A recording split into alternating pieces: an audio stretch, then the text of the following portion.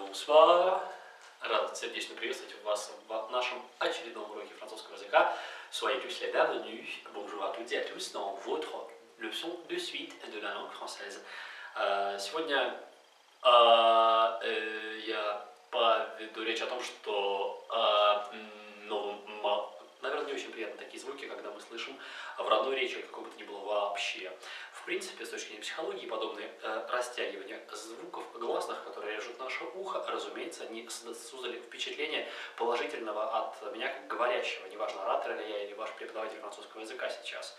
Именно поэтому, когда мы говорим, а я настоятельно как преподаватель языка хочу, чтобы вы избегали подобных паразитирующих явлений в языке, в принципе, с точки зрения психологии, извиняющих нас перед публикой, будто бы мы оправдываемся таким образом за то, что у нас не было своевременного слова, чтобы сказать, и избегать не потому, что это, может быть, некрасиво звучит, а потому, что есть отличный способ, и в иностранном языке в частности, ради которого я перед вами сегодня предстаю, избегать этого с помощью определенных мостиков, то есть слов, которые наводят укрепляющее, некое соединяющее перекрытие между предыдущей частью и следующей. В принципе, как и сейчас было очевидно из моей спонтанной вот этой вот живой речи, в этом видеообращении, не подготовленном и не просценарированном на бумаге, невозможно избежать всех звуков определенного, да, вот я только что его произнес.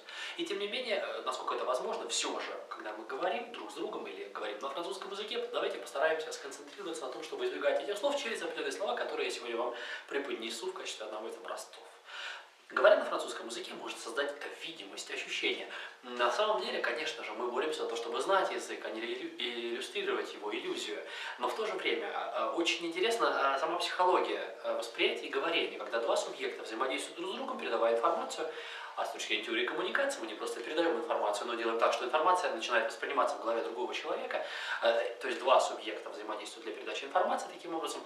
Мы начинаем думать, что мы говорим по-французски, если другой человек, который нас слышит, понимает, дает нам понять точнее, что он считает нас говорящими по-французски. Понимаете? Таким образом, если мы начинаем ловить обратную реакцию человека, который нас понимает, мы сами начинаем укрепляться в наших силах, что мы говорим по-французски. И это делает нам великолепную мотивацию, это сопровождает нас стимулом продолжать язык и ускоряемся в этот момент времени. Именно поэтому именно с речи стоит начинать изучать язык, хотя вы простое делаете уже на первых уроках, на первых встречах с преподавателем или изучая иностранный язык в любых учебных заведениях, успехи и прогресс в языке, хотя бы чуть-чуть, чтобы мы увидели, что у нас получается, мы идем дальше, мы увеличиваем темп. Таким образом, когда мы говорим, можно использовать некие французские такие, если хотите, мини-фишки, мини-слова, такие изюминки речи, которыми мы будем заполнять вот эти звуковые интервалы, лакуны, пробелы, чтобы с помощью них наша речь была, условно, пусть она для французов, для носителей языка будет прозидательная первое время, но все же французское будет создаваться ощущение, что мы говорим на этом языке, даже если наш словарный запас пока недостаточно, чтобы мы говорили, что хотим, когда хотим, в любое время спонтанно. Понимаете, да, мои дорогие ученики, это в первую очередь касается дебютантов. Итак, психологический совет, а именно психологический подход, то есть душеориентированный такой, на человека должен быть в принципе в преподавании. Если я преподаю язык, то я должен учитывать, что язык часть человеческого мышления, а мышление напрямую связано с душой, именно поэтому рассказываю о психологических нюансах, воспитывая настоящий французский. Реальный французский. Итак, вопрос. Скажем, такая формулировка «здравый смысл» – это панацея от большинства человеческих глупостей. И нам нужно расшифровать каким-то образом, допустим, это высказывание, прокомментировать его. И вместо того, чтобы начинать такое многообещающее развитие темы, которая нам предложена, проблематика уже ясна, вместо того, чтобы делать это новый многобюджетный, вот этого избегать можно с помощью обычных слов типа donc, alors, и эти слова я сегодня вам продиктую. Как это получается в целом, я сейчас сначала продемонстрирую, потом мы перейдем уже к частности в деталях, и я несколько этих слов запишу сегодня в комментарии, сразу, чтобы у вас была возможность увидеть эти слова наглядно, и потом их просто выживлять в речь, нанизывать их, привыкать к тому, чтобы их использовать, и тогда они живым потоком создадут органичное вступление в речь у вас, дорогие ученики. Получается. Итак, что я там говорил? Здравый смысл – это есть панацея от большинства человеческих глупостей. Вот формулировка, которая у нас в данном случае стоит для того, чтобы мы развернули тему, раскрыли сюжет и показали свое мнение. И тогда мы говорим. Donc, alors, franchement, à vrai dire, mon opinion c'est, je crois, Donc, bon, bah alors, c'est vraiment, oui, en résultat, alors ça résulte, oui, bon, et pour tout concrétiser, force est de constater, etc., etc. Смотрите, вот за это время, если бы нас слушали французы, если бы это был француз-экзаменатор, если бы был французом-студентом, то мне бы влепили двойку, спокойно поставили бы ее за незнание, соответственно, усадили бы на место за неимение возможности прокомментировать то, что нужно знать. Но мы же иностранцы, и когда мы говорим по-французски, раскрывая какую-то тему, то это кажется явлением говорения, то есть будто бы мы уже говорим на французском языке, и не создастся ощущение, что мы на самом деле сейчас просто не знаем еще даже, что сформулировать. Конечно, хорошо начинать все-таки со вступления, которое вызовет интерес и подчеркнет тему.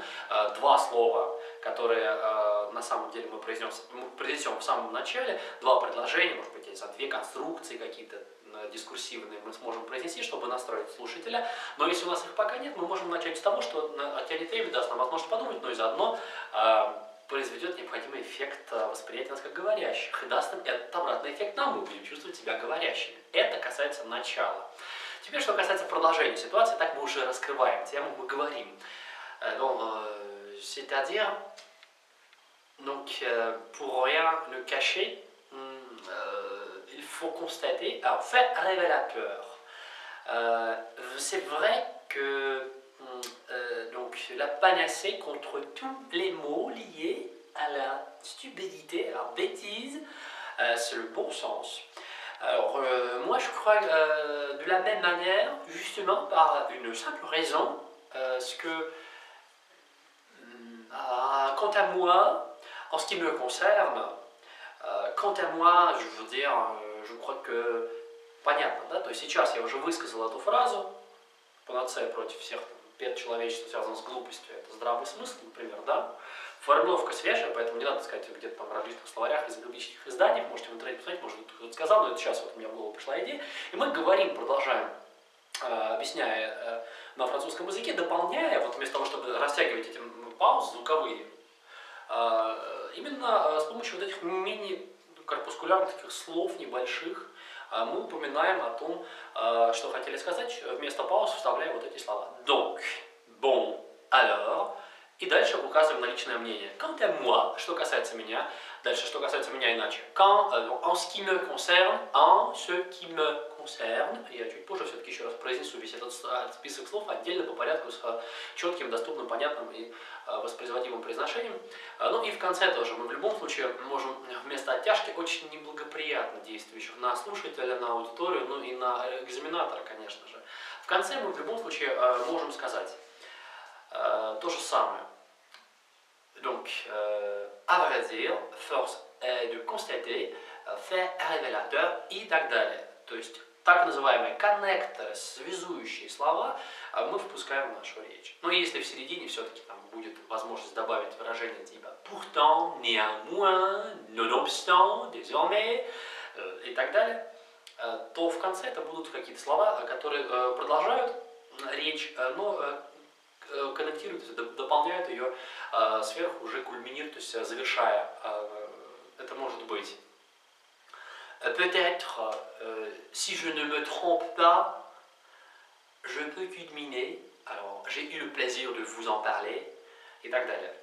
И таким образом мы продолжаем нашу речь. В принципе, я не то чтобы яростный борец против слов-паразитов, но могу сказать абсолютно точно в обратном направлении, что в французском языке, в вашем для начала, для вступления, я имею в виду для начинающих изучать иностранный язык, pour les débutants, это очень полезно вживлять в себя вот эти феномены копирования или имитирования французской речи. Многие из вас, дорогие любители французского, настолько ценят французский, что не хотели бы с самого начала очернять и напихивать паразитами. Ну и вы правы, конечно же.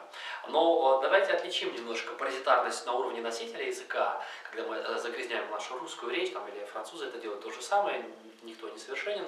Но отличать ее от нас, когда мы изучаем иностранный. И тогда эта речь с нашей стороны будет казаться неким пережитым состоянием нашего существования вот в этом языке. Потому что, в принципе, язык другими воспринимается как то, что мы прошли в жизни, то, что мы услышали по лексике, по особенностям восприятия через слова, которые мы произносим, можно понять как складывалось наше существование, в принципе, в каких ситуациях мы бывали, лексика, то есть слова, которые мы употребляем, для других будут показателем того, что мы привыкли слышать и что мы привыкли говорить. Ну, не страшно, когда мы изучаем иностранный язык, говорить маленькие словечки, которые у французов являются паразитами. Меня спрашивали, почему французы говорят «bon», «bon», «bon», «bon». Ну, тогда понятно, мы также говорим «ну», это, в принципе, то же самое. Там слух паразитов у нас, у них хватает. В русском языке, по возможности, давайте чистить свою речь.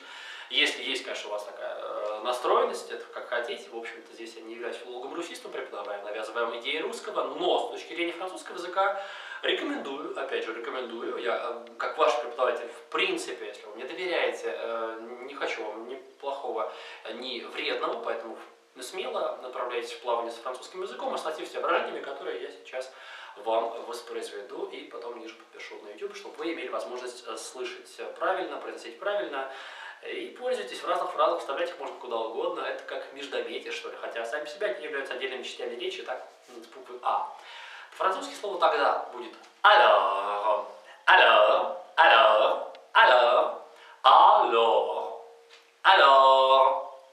Тогда мы всегда можем начинать говорить этого на письме, в письменной речи, в устной речи тоже. Alors, в разных ситуациях. В смысле тогда, в смысле и, в смысле вот, и в результате. Слово donc пишется с 4 букв. D-O-N-C, donc. Мягко, не забудьте только на правильно произносить.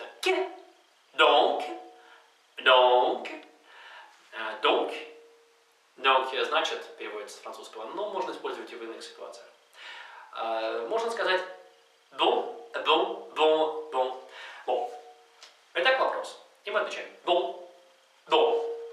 Есть еще выражение, которое чистое междометие никак не переводится. Ba, ba, ba. Est-ce que les problèmes de Mélix Roscian sont terminés? Bah non. Созвучие с журналисткой Банон, которая как раз возымела дополнительную жалобу на Доминика Староскана в свое время, и тем самым продолжила проблему французского политика-социалиста. Итак, выражения, которые соединяют нас в середине нашего дискурса, нашего речевого текста, это «à vrai dire». «À vrai dire», то есть «по правде говоря». Мы можем говорить по правде или не по правде, потому что от того, что мы говорим по правде, правды больше не станет. Наоборот, у многих возникнет ощущение того, что, может быть, что-то не совсем правдиво было до этого. Но ничего страшного, потому что во французской речи это не так значимо. Давайте ставить эту иллюзию. Итак, à vrai dire, по правде говоря. À vrai dire. À vrai dire. Соответственно, ну или, коль француз это французы, то есть открытый, franc это открытый, français, les français, французы. То можно сказать franchement, franchement, дословно, franchement, franchement, franchement. Вот. Дальше. Очень часто используется выражение, которое тоже мы сможем говорить смело.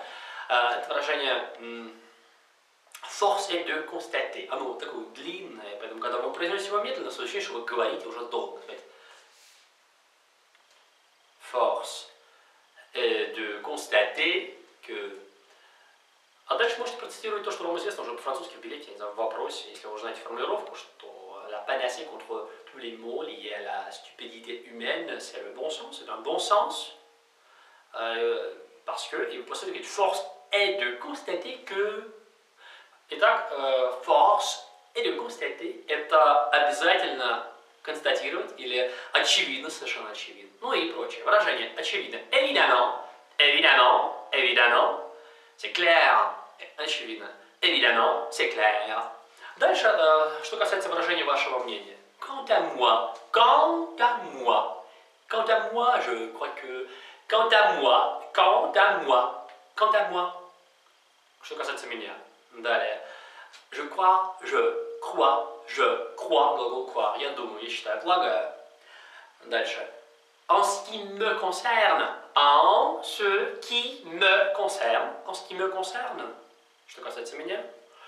D'après mon opération. De mon point de vue. De mon point de vue. De mon point de vue. С моей точки зрения. Alors, à mon avis, с моей точки зрения, второй вариант. À mon avis. Вы можете дублировать, кажется, что говорить. Учить слова триадами, чтобы сразу раз и все понятно было. À mon avis, строил целую речь просто из одного выражения, а если вы одно забудете, два других первое подтянут. Или наоборот, два забудете, первое потянет сразу хуба. À mon avis, d'après mon opinion, selon moi, etc.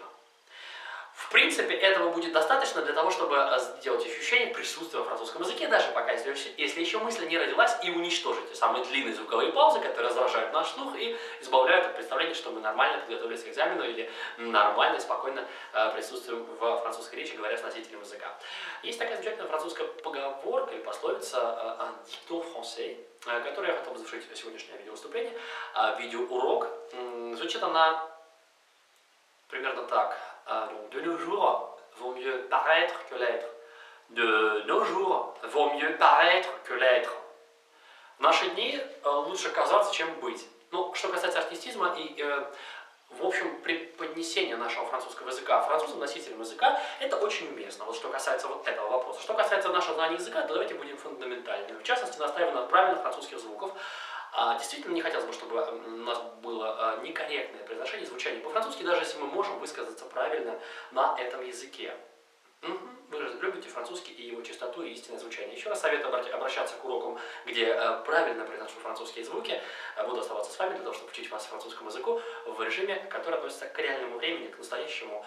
В рубрике «Реальный французский». Merci de votre attention. Au revoir, учите французский.